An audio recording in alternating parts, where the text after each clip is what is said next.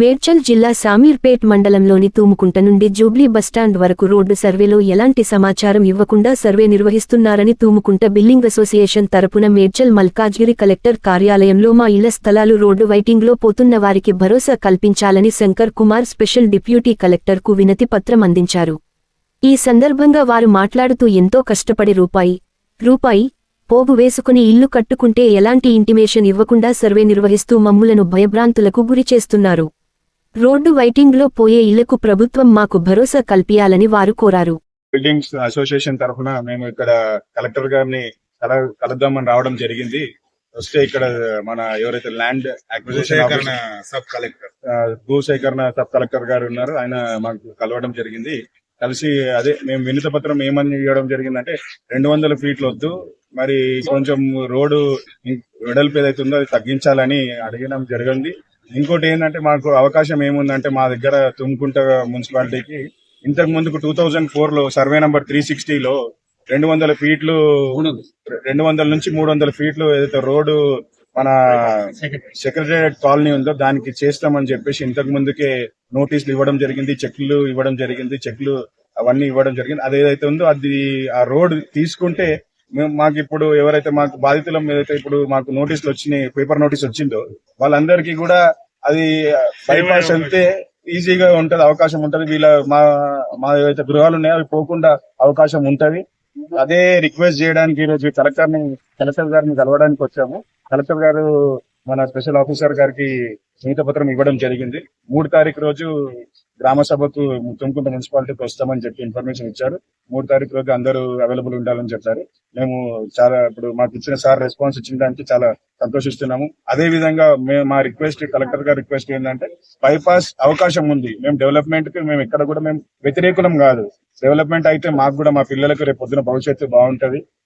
మేము ఏమంటున్నామంటే బైపాస్ అవకాశం ఉంది కాబట్టి అది కొంచెం దయచేసి కలెక్టర్ గారిని మేము పాదాలు పట్టుకుని అడుగుతున్నాం. కన్సిడర్ చేసి ఆ 300 ఫీట్ రోడ్ కన్సిడర్ చేసి ఎవ్వరు కూడా ఏ ఒక్క ఇల్లు కూడా పోకుండా ఉండడానికి ఉంది. అది కన్సిడర్ చేస్తే ఈ అవకాశం కూడా మాకు ఇల్లులు పోకుండా ఉండడానికి చాలా అవకాశం ఉంది. పైన ఇల్లున్న వాళ్ళు రోడ్ వైండింగ్ లో పోయే వాళ్ళ అసోసియేషన్ నుండి మన కలెక్టర్ గారికి విన్నవించుకోవడానికి రావడం జరిగింది. తను కలెక్టర్ గారు లేరు, మన భూసేకరణ ఉప కలెక్టర్ గారిని కలవడం జరిగింది. తను చెప్పింది ఏంటి అంటే రోడ్డు వైండింగ్ పోయేది ఏమున్నది అనేది 3 తారీఖు రోజు మీ దగ్గర గ్రామ సభ మీ మున్సిపాలిటీలో పెట్టాం. ఆ రోజు ఏంటది మీ బాధితులు నిర్వాసితులు ఎవరున్నారో మీరు విన్నవించుకోండి అన్నారు. మేము ప్రభుత్వాన్ని కోరేది ఒకటే ఏంటంటే మేము డెవలప్మెంట్ కు వ్యతిరేకులం కాదు, మేము సహకరిస్తాం. కాకపోతే ఏంటంటే మేము 50 సంవత్సరాల నుంచి మేము అందరు కష్టపడి కూలినాలు చేసుకొని ప్లాట్ కొని ఇల్లు కట్టుకున్న వాళ్ళు ఉన్నారు. చాలా మంది రోడ్లలో పడతారు.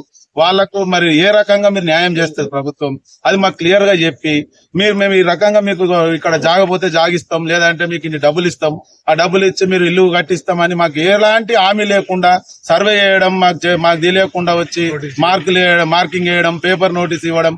పేపర్ నోటీస్ కూడా కరెక్ట్ లేదు. యాక్చువల్ గా మా ఫాదర్ పేరు మీద ఉంది, ఏది నా రోడ్ మీద ఉన్న బిల్డింగ్ నా పేరు వేసారు. అక్కడ మరి వాళ్ళు ఏం ఎంక్వైరీ చేశారు, ఏం చేశారు, ఈ తూతు మంత్రంగా చేసి ఏదో చేసి మేము చేస్తున్నామని కాకుండా కరెక్ట్ పారదర్శకంగా చేసి మరి బాధితులందరికీ న్యాయం చేసే విధంగా మరి గవర్నమెంట్ చర్యలు తీసుకోవాలి. మరి కాంగ్రెస్ ప్రభుత్వం మేము ప్రజల పక్షం, మేము ప్రజల కోసం మేము ఉన్నామని చెప్పారు. మరి ఇంతమంది రోడ్డున పడుతున్నారు, వీళ్ళ గురించి కూడా ఆలోచించాలి. సరే, లక్షల మందికి న్యాయం జరుగుతుంది, రోడ్ అయితే పెద్ద అయితే మేము కూడా దానికి ఒప్పుకుంటాం. కానీ ఆ 100 మందికి కూడా అన్యాయం జరగదు కదా. ఇప్పుడు 10 మంది నేరస్తులు శిక్షించకుండా జరగని ఒక మంచి అమాయకునికి శిక్షించొద్దు అనే విధంగా ఉన్న మన చట్టాలల్లా మరి మాకు కూడా బాధితులం ఎవరైతే ఉన్నామో వాళ్ళకు కూడా న్యాయం చేయమంటున్నాం. ఏదో టీడీఆర్ ఇస్తామంటున్నారు, లేకపోతే డబ్బులు ఇయ్యారు అంటున్నారు. వాళ్ళు సర్వే వాళ్ళు వచ్చి ఒక్కరు ఒక రకంగా చెప్తున్నారు, మమ్మల్ని భయభ్రాంతులకు గురి చేస్తున్నారు.